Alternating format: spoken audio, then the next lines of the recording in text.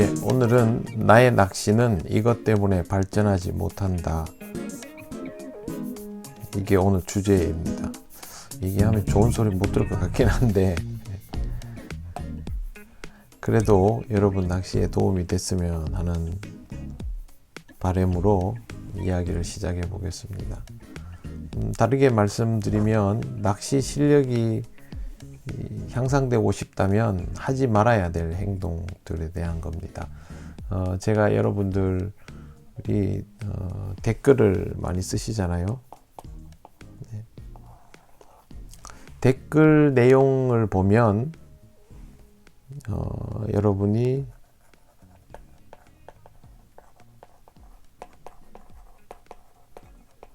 낚시하는 방향, 그 다음에 낚시한 태도, 그리고 낚시 수준, 이런 것들이 댓글에 다 보입니다. 그래서 보면 몇몇 유형으로 나뉠 수 있죠.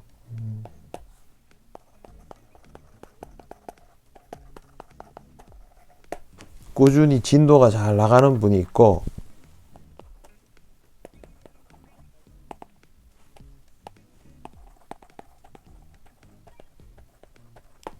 가다서다를 반복하는 경우, 또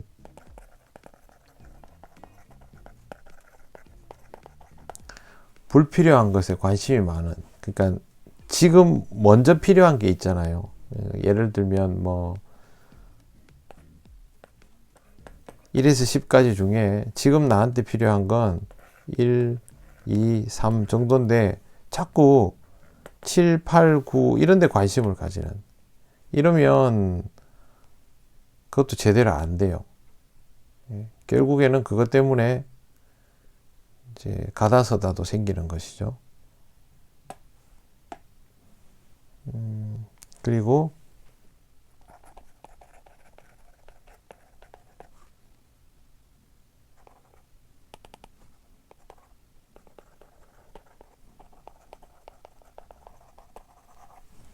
과거에 하는 낚시 있죠. 과거에 하던 그 낚시 위에 뭘 새로운 걸 이렇게 자꾸 접목해 보려는 분. 이분들은 옛날 습관들, 뭐 버릇이라 할까요?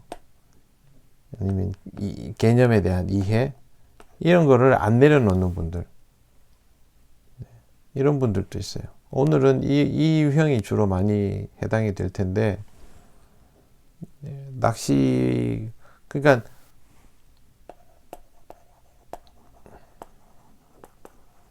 완전 초보와 다른 낚시를 제법 그 숙련되게 하는 사람들 있잖아요. 그런 사람들 사이에서 누가 더 발전할 수 있을까? 오히려 이 유형이 더 발전하기 쉬워요. 왜 그러냐면 이 사람은 좋지 못한 습관이 있어서 자꾸 브레이크가 걸려요. 그래서 어려운 경우가 더 많습니다. 이런 경우들이 발생하지 않도록 하려면 주의할 부분들이 좀 많죠, 낚시에서. 자, 여러분이 고쳐야 할 것들 한번 얘기해 보겠습니다.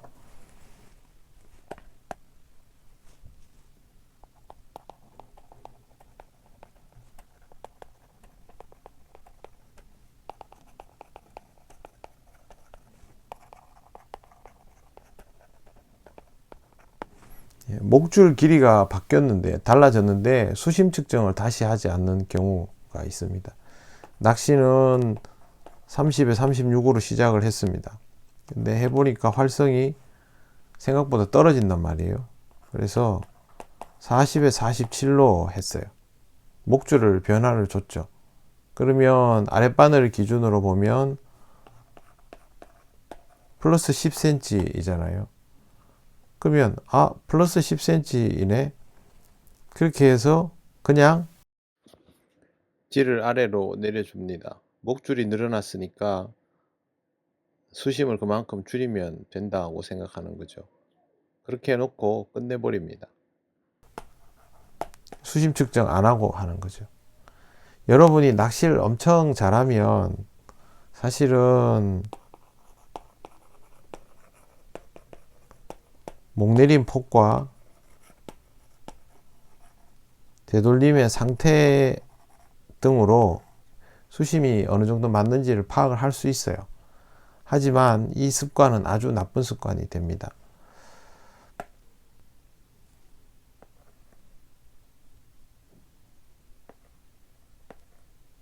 여기 30이죠. 이 상태에서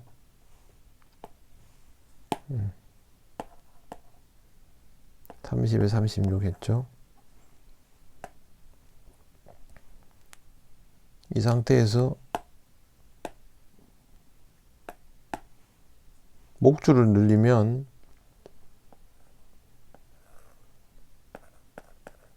40이 되죠. 40이 되면 같은 수심이기 때문에 이만큼을 줄여야 되겠죠. 그죠? 여기서 마이너스 10 정도의 공백이 생긴단 말이에요. 근데 중요한 건 뭐냐면 착지 위치가 달라지는 거예요. 그러면 경우에 따라서는 이 10cm 줄이는 걸로 끝날 수도 있겠지만 착지 위치가 달라지면 그렇게 끝나지 않고 다른 수심이 돼버리는 거죠. 경사가 있으면 그 차이는 더 커지는 거죠. 그런 상태에서 낚시를 했는데 헛방이 나고 쓰레가 나고 이러면 이제 고민하게 되죠. 뭐 때문에 안 되지? 하다가 결국에는 계속해서 마음속에 뭐가 있냐면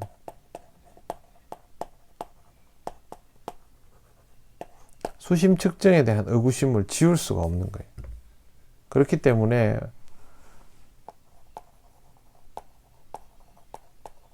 목줄 길이죠. 목줄 길이. 목줄 길이를 교체하면 수심 측정을 다시 해야 됩니다. 귀찮은데 그걸 어떻게 합니까? 이게 귀찮지 않을 정도로 익숙하도록 수심 측정의 능력을 올리는 수밖에 없어요. 그렇지 않으면 계속 힘듭니다. 수심을 꼭 측정해야 됩니다. 그거 안 하면 안 됩니다. 보면 이 수심 측정 안 하고 대충 하는 분들 생각보다 많아요. 두 번째,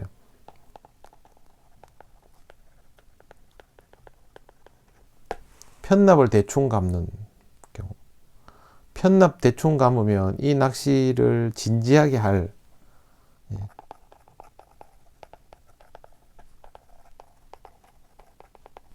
이 낚시를 진지하게 할 마음이 없다라고 저는 간주를 합니다. 태도 불량이죠. 편납을 이렇게 막 걸레 쪼가리처럼 막 이렇게 감아 놓는 분들 있죠. 아니면 막 중간에 막 넣어가지고 막 울퉁불퉁한 생각을 해보세요. 이 편납하고 이런 편납들에 바늘이나 목줄이 이렇게 닿으면 저항이 어디에 걸리겠습니까? 얘네는 저항이 심합니다. 얘는 상대적으로 저항이 적겠죠.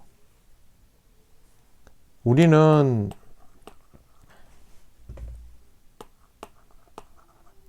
긴 목줄을 사용하는 낚시를 합니다. 아무리 짧은 목줄도 보통 30 내외이고 길 때는 70, 80까지 가는데 물속에 흐름도 있는데 편납까지 상태가 안 좋으면요. 목줄이 올라탄다 그러죠.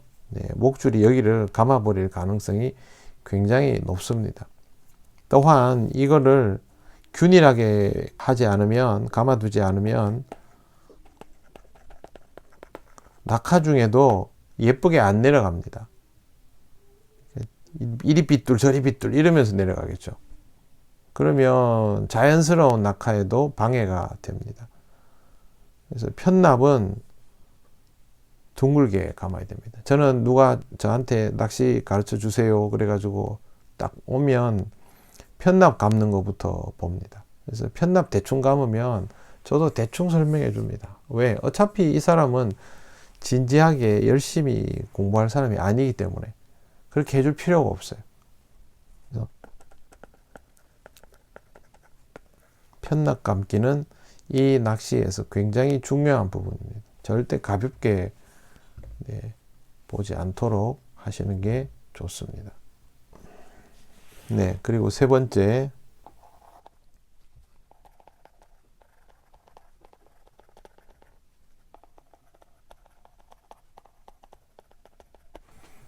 나는 아직도 내림과 속구찌리가 뭐가 다른지 모르겠다.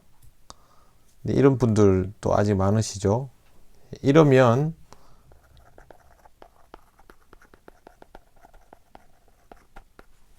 제대로 구사가 어렵습니다.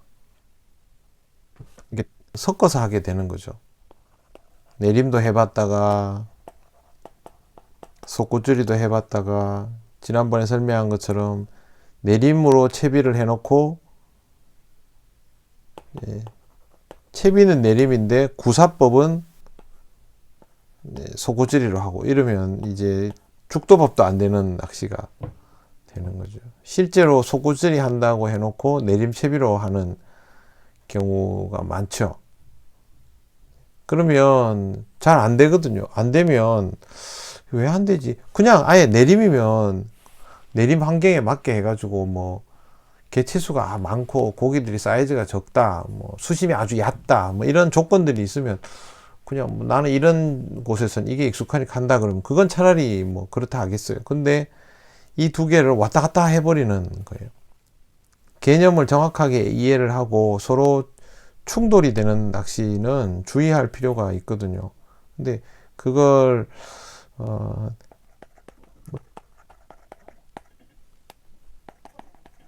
사람마다 다르지만 개념 이해가 늦은 타입이 있죠.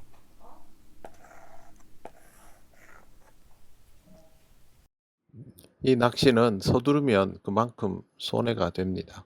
정확한 게 더 중요합니다.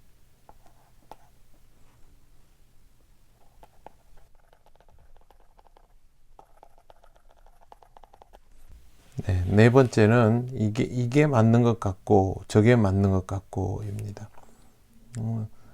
속구줄이 내림뿐만이 아니고 개념 이해가 확실하게 되지 않으면 무엇을 선택해야 되는지에 대해서도 좀 명확하게 결정이 안 되는 것이죠.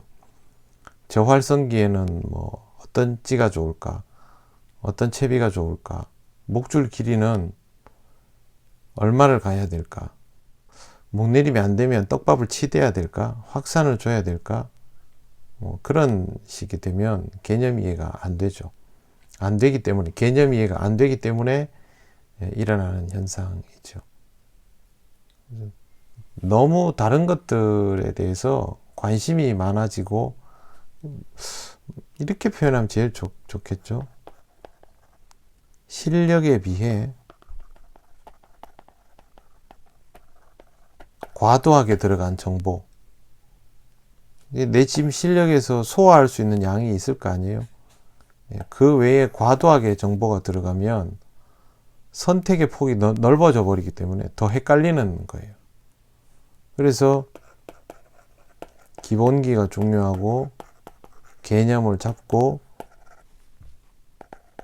정보를 순차적으로 받아들여 나가야 되거든요. 근데 이런 과정들을 잘 지키지 않으니까 그냥 귀만 얇아지는 그런 현상이 발생하는 거죠. 이것도 낚시에는 도움이 안 되는 태도입니다.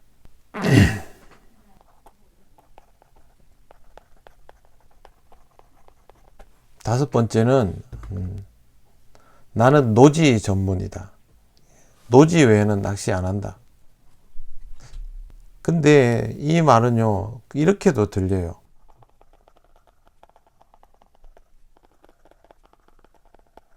나는 노지 경험밖에 없어서 관리터에는 자신이 없다. 이렇게도 들려요. 물론 안 그런 분들도 있겠지만 이런 분들도 많습니다. 그런데 저도 노지 낚시를 하니까 노지 낚시인이죠. 네, 그럼에도 불구하고 낚시를 배우기 위해서는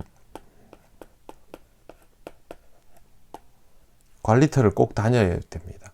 뭐 대도시 주변에는 관리터가 많지만 저처럼 이제 시골에서는 관리터가 없거든요. 그러면 관리터 비슷한 곳이라도 다녀야 됩니다.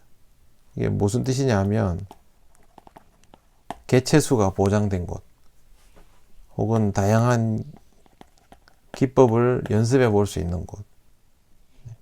개체수가 보장된 곳에 가야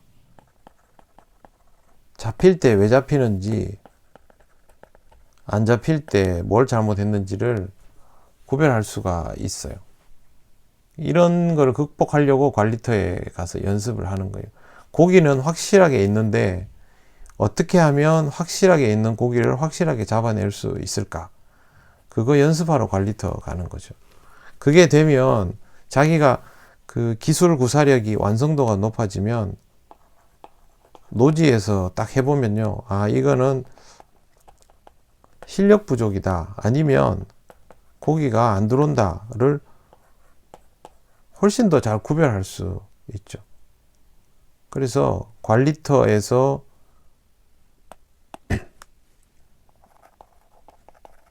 기초는 관리터, 그 다음에 개체수가 보장된 곳에서 기초를 든든히 닦고 실전 및 응용은 관리터 노지를 두루 다니면 돼요. 중요한 건 노지에서도 관리터에서도 자기 낚시를 해야 된다는 거죠. 관리터에서도 마찬가지예요. 몇 마리 잡는가에 목숨을 거는 경우가 있는데 그게 아니고 공부를 하고 숙달을 시키는 게 우선이에요. 그러면 나중에 마리수는 실력이 좋아지면 마리수는 당연히 올라가게 돼 있어요. 그래서 항상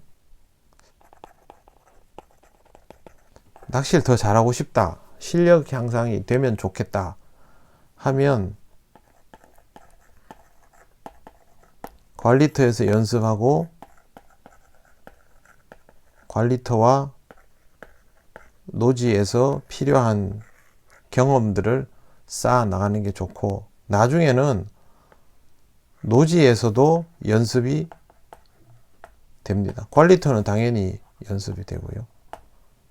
그래서 근처에 가가지고 연습을 하시고 고기 많이 잡으러 손맛 보러 가는, 제가 좀 싫어하는 표현이 뭐냐면 이 손맛이에요. 손맛.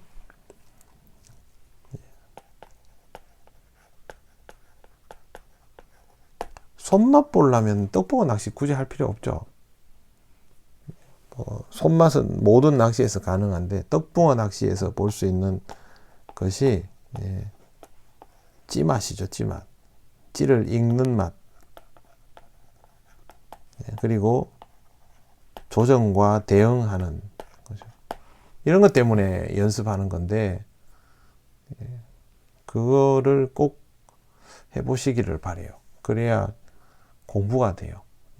저는 노지 낚시 좋아합니다. 이제는 이 노지 낚시를 더 많이 해버려 가지고 사실 관리터를 가면 답답한 면도 있거든요.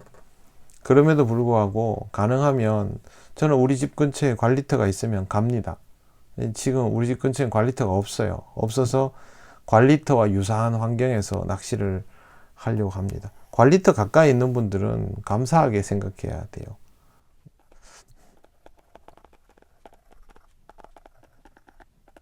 네, 혼잡도가 높은 관리터를 경험하라 입니다.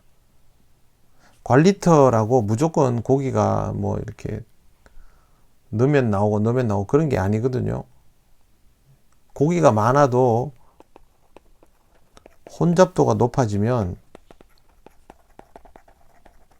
잡기가 어려워집니다. 그래서 제가 여러분들에게 추천해 지는 것은 이런 환경을 경험해 보는 거예요.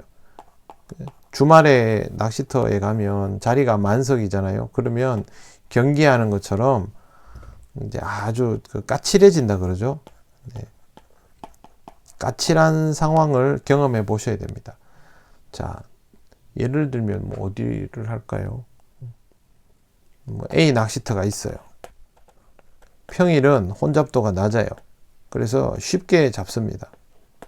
그런데 주말은 혼잡도가 높아요. 어렵게 낚시를 해야 됩니다. 보통 보면 고기 많이 잡고 싶은 욕심이 강한 분들이 일부러 혼잡도 낮은 날 고기 많이 잡고 싶으면요 쉬워요.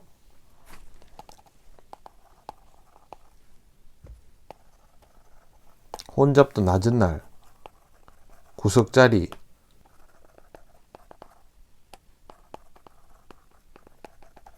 제일 잘 통한다 하는 기법, 예, 요것만 하는 거죠.